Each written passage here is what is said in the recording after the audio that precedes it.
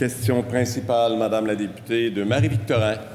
Monsieur le Président, je ne sais pas si vous avez magasiné une maison récemment, mais c'est présentement le Far West sur le marché immobilier et je pèse mes mots. Je vous fais une petite mise en situation. Un bungalow de Longueuil est mis en vente le vendredi. Les visites ont lieu durant la fin de semaine et les acheteurs doivent déposer leur offre au plus tard le lundi à 20 h. Plus de 60 personnes se présentent à la visite et 20 d'entre elles déposent une offre d'achat. Non seulement ces personnes subissent énormément de pression pour prendre une décision rapide et offrir des milliers de dollars de plus que le prix affiché pour espérer compétitionner sur les offres d'achat multiples, mais pour se distinguer, ils doivent en plus marchander les conditions qui entourent la vente. Je vais vous donner 3 exemples très courants. 1, on laisse faire l'inspection. 2, on n'exige pas de certificat de localisation à jour.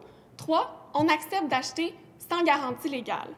Monsieur le Président, le gouvernement réalise-t-il l'ampleur et le sérieux de la situation? La ministre de l'Habitation.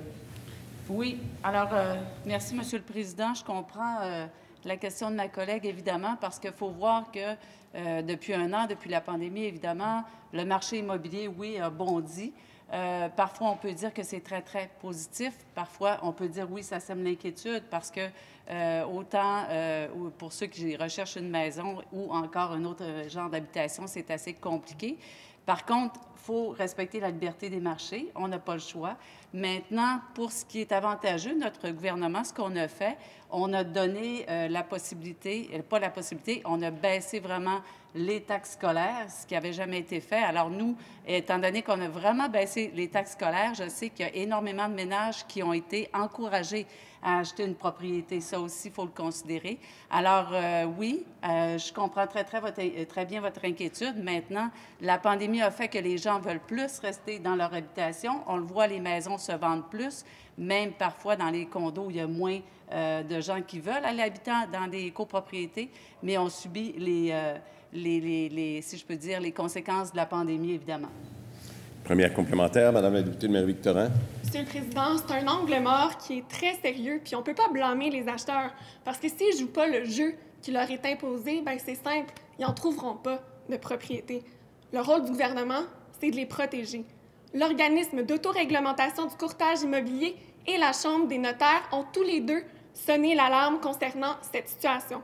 La ministre est-elle en contact avec les ordres professionnels pour trouver des solutions?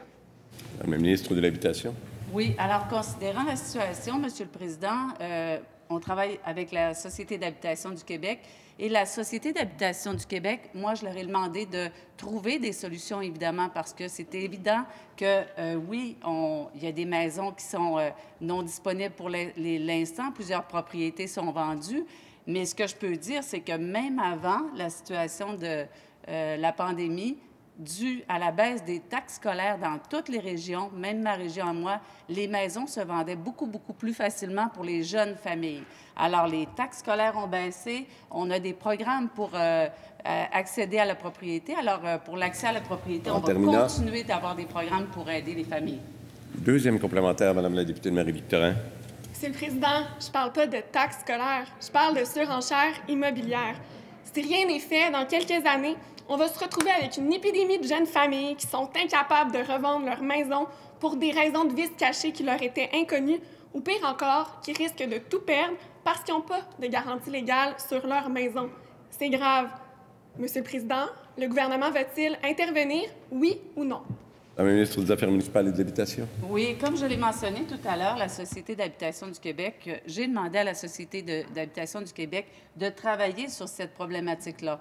Et le ministère qui travaille avec la Société d'habitation du Québec, c'est le ministère des Finances. Puis, on attend aussi des recommandations, on attend des solutions. Il faut favoriser l'accès à la propriété. On va continuer de le faire, comme ce que je mentionnais tout à l'heure. Maintenant, il faut respecter la liberté des marchés, c'est évident.